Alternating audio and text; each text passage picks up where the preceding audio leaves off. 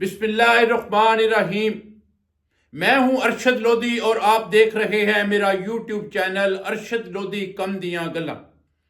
तो दोस्तों, आज बात करते हैं एक ऐसी बुजुर्ग हस्ती की जो तकरीबन आज से 35 साल पहले इस दुनिया फानी से पर्दा फरमा गई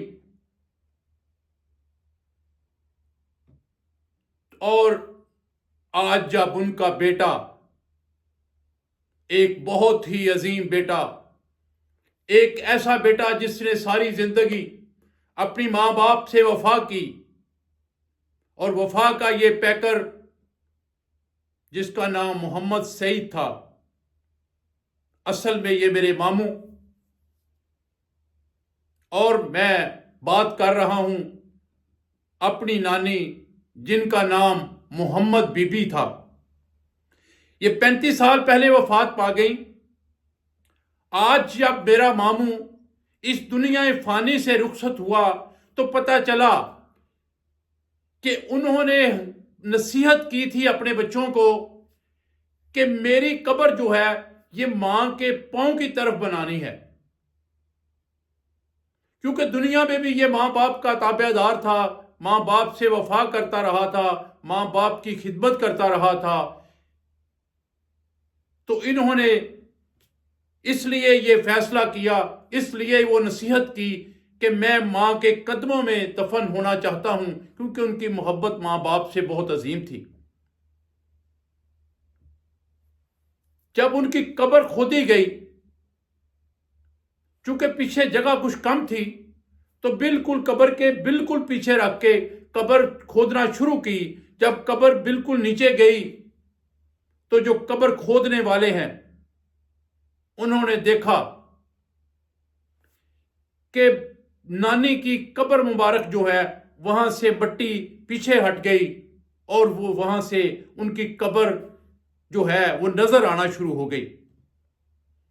कब्र क्या नजर आनी शुरू हुई, जब वो कब्र वहां से ओपन हुई तो ऐसे खुशबुएं फैलना शुरू हो गई कि कब्रिस्तान में जितने लोग मौजूद थे वो सारे के सारे हक्के के बक्के रह गए, परेशान हो गए, हैरान हो गए कि यार ये इतनी प्यारी खुशबू कहां से आ रही है। तो जो कब्र के अंदर आदमी था, जो कब्र खोद रहा था, उसने बताया कि ये कब्र जो है इसकी मिट्टी पीछे हट गई है और ये उनका कफन नजर आना शुरू हो गया है और कब्र के अंदर से ये खुशबुएं आ रही हैं। खुशबू का ये आलम था कि पास से चलते हुए लोग, कब्रिस्तान में मौजूद लोग, जितने लोग वहां मौजूद थे, वो सारे इस बात की गवाही देते हैं कि हमने देखा आगे बढ़ के कब्र के अंदर से ऐसे खुशबू के झोंके आ रहे थे कि जैसे किसी जन्नत का दरवाजा खुल गया हो।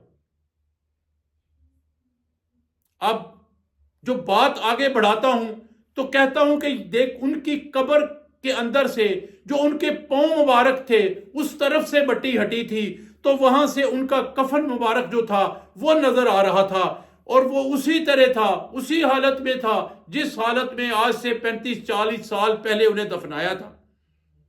कफन जो है उसे मट्टी तक नहीं लगी हुई थी, बिल्कुल साफ सुथरा था।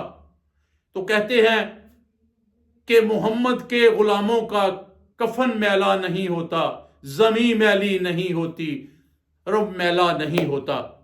तो दोस्तों, ये हस्ती जो मेरी नानी थी, सारी जिंदगी हम बहुत छोटे थे जब हमने उन्हें बुढ़ापे में देखा तो तकरीबन अल्हम्दुलिल्लाह वो हर वक्त उनके मुंह से एक आवाज आती थी, अल्लाहू। तो सारी जिंदगी अल्लाहू का वर्द जो वो है वो गाती रही, अल्लाहू अकबर, अल्लाहू अल्लाहू अल्लाहू करती रहती थी। नेक हस्ती थी, नेक रूह थी। तो आज 35-40 साल बाद अल्लाह ताला ने दिखा दिया कि अगर वो दुनिया में इस तरह पाकीज़ा और पाक दामन थी तो अल्लाह ताला ने उनका कफन भी जो है वो मैला नहीं होने दिया। उनकी कब्र अनवर से आने वाली खुशबू ने तमाम लोगों को, गांव के तमाम वासियों को ये एक पैगाम दे दिया कि जो लोग जिंदगी साफ सुथरी गुजारते हैं, नेक साले लोग जो होते हैं, اللہ تعالیٰ ان کے کفن کو بھی میلے نہیں ہونے دیتا اور ان کو قبر میں بھی اسی طرح پیار اور محبت سے رکھتا ہے جس طرح وہ زندگی میں اللہ سے محبت اور پیار کرتے ہیں۔ تو دوستو، بات کو مختصر کرتا ہوں،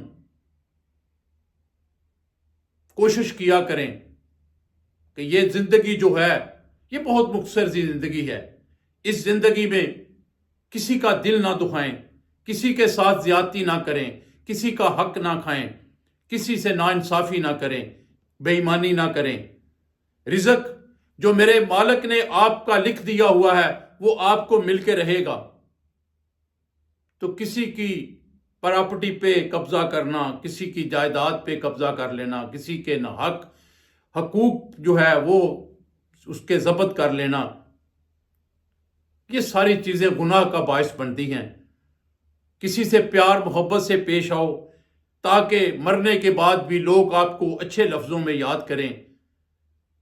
تو وہاں دیکھا